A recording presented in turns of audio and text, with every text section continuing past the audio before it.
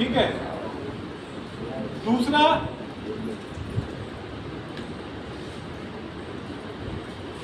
ये बच्चा है, ठीक है, तो प्रक्रिया अडल्ट के में है वही इसकी है।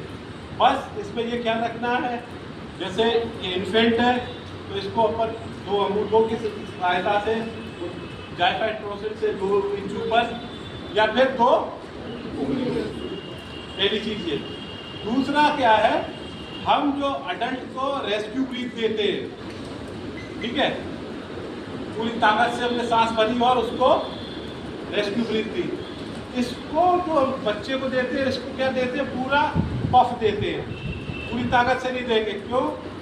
मेरे जो फेफड़ों की क्षमता है इससे कई गुना ज़्यादा है, इसके फेफड़ों की क्षमता, यदि मैं पूरी ताकत से इसको रेस्क्यू ब्रीथ दूंगा तो इसके फेफड़े फट सकते हैं। तो इसको क्या करेंगे, इसका नाक और मुंह कवर करके हल्के हल्के पफ देंगे, पूरी ताकत से। जब हम अडल्ट को रेस्क्यू ब्रीथ देते हैं तो पूरी सांस भरते हो, पूरी ताकत से उसकी नाक को पिंच करते हैं ताकि नाक से जो हम रेस्क्यू ब्रीथ दे रहे हैं वो बाहर से निकल जाए, और हेड टिल्ट और चिन लिफ्ट करके देते हैं। सारी प्रक्रिया सब वैसी रहती है, पर इसको क्या करना है, नाक और मुंह कवर करके इन्फेंट के केस में क्या करना है, हल्का हल्का पफ देना, ठीक है, ये ख्याल रखना है। दूसरा, इसके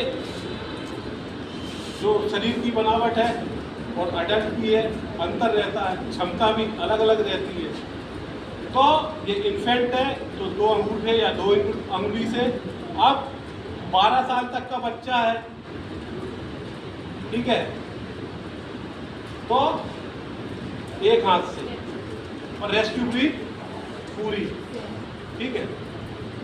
अब फुल अडल्ट है तो उसे क्या है, दोनों हाथों से चेस्ट कंप्रेशन और रेस्क्यू ब्रीथ, 30 चेस्ट कंप्रेशन और 2 रेस्क्यू ब्रीथ, और इस गति से देना है कि 30 चेस्ट कंप्रेशन और 2 रेस्क्यू ब्रीथ, ये एक सर्कल कहलाता है। ऐसे 3 सर्कल 1 मिनट में कवर हो जाए, ये स्पीड हमारी रहनी चाहिए। जब हम चेस्ट कंप्रेशन देंगे तो फिर क्या रहेगा, हमारा मास्टर हैंड, जैसे मैं राइट हैंड में ये रहेगा, इसको हम लोग कैसे लॉक करेंगे, लॉक करके बता दो, ऐसे लॉक कर लेंगे। अब हाथ ऐसे स्ट्रेट रहेंगे, जैसे लकड़ी रहती ना, हाथ लूज नहीं होंगे, ठीक है, हाथ बिल्कुल स्ट्रेट रहेंगे। और जब हम CPR देंगे तो हमारी जो निगाह है, हमारा जो ध्यान किस पे रहेगा, विक्टिम पे। इधर हम CPR दे रहे हैं और इधर उधर देख रहे हैं, ऐसे नहीं होगा, कहाँ रहेगा, विक्टिम पे रहेगा, ठीक है। इसके बाद यदि 2 रेस्क्यूअर है तो एक चेस्ट कंप्रेशन दे सकता है और एक ब्रीथ दे सकता है, ठीक है। जैसे मैंने थोड़ी देर पहले बताया था कि आधे घंटे बाद भी विक्टिम रिवाइव हुआ है, ठीक है। तो हमारे जो शरीर की क्षमता है तो हम उतनी देर तक क्या कर सकते हैं, CPR।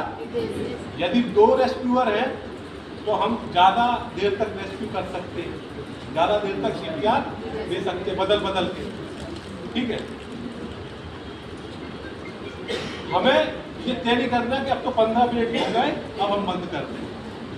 यदि हम में क्षमता है तो हम 45 मिनट भी करते हैं, ठीक है।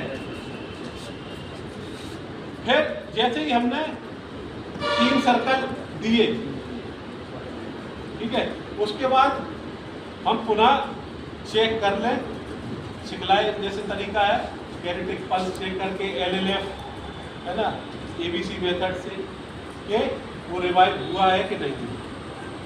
फिर प्रयास करें, बीच बीच में चेक भी करना, नहीं तो वो रिवाइव हो जाए और हम अनावश्यक CPR दे देंगे। विक्टिम जैसे ही रिवाइव हो जाता है उसे रिकवरी पोजीशन में बैठा दो और एम्बुलेंस में आने पर उसे हॉस्पिटल तक उसे आना। यदि एम्बुलेंस में हम CPR दे रहे हैं और उस दौरान एम्बुलेंस आ गई और वो विक्टिम रिवाइव नहीं हुआ है, हमें जानकारी लेना है कि उस पर पैरामेडिकल स्टाफ है या नहीं। पैरामेडिकल स्टाफ है तो उसको सुपुर्द कर दें, नहीं है तो हम एम्बुलेंस में भी CPR देते हुए जाएंगे जब तक डॉक्टर को हैंड ओवर नहीं कर सकते। हम जब भी CPR या किसी को भी मदद करने के लिए जाएं, सिखलाया है आप लोगों को, बीच में छोड़ के नहीं जाना है। कब तक नहीं जाना? जब से हमसे बेहतर ऑप्शन उसे नहीं मिल जाता।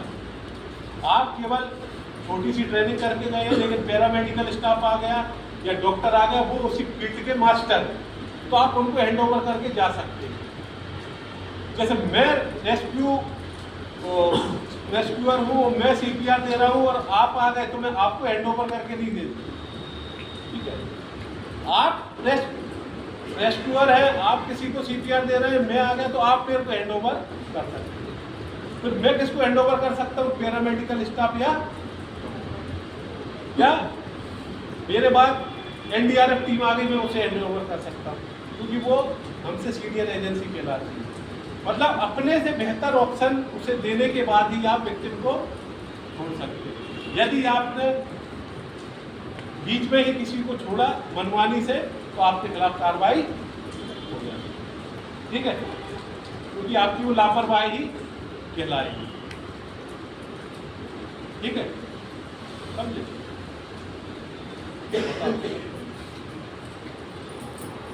अब जैसे ये बता रहे हैं तो जरूरी नहीं है कि इसे लेटाओ, क्योंकि ये बता रहे हैं, सिखला रहे हैं, तरीका वही रहता है लेटा के ही CPR देने का, बच्चे को भी एडल्ट को भी, क्योंकि सिखा रहे हैं तो बताने के लिए ये तरीका है। हम बैठ के भी मतलब कुर्सी में भी बैठ के दे सकते हैं, और जैसे ये मतलब लेटे हैं तो हम जमीन में भी इन्हें लेटा के दे सकते हैं। कोई ज़रूरी नहीं कि खड़े हैं तो खड़े होके ही देंगे। सर ने अभी बताया है तो मतलब 2 अंगूठे से भी हम दे सकते हैं और 2 उंगली से भी। हमें ध्यान देना है मतलब उसके चेहरे पे ही, और मतलब उठने से पहले भी हमें देखना है कुछ है, बच्चा है लेकिन हो सकता है तो कुछ मतलब कलगम वगैरह कुछ भी हो, तो हमें उस चीज़ का भी ध्यान रखना है, ठीक है।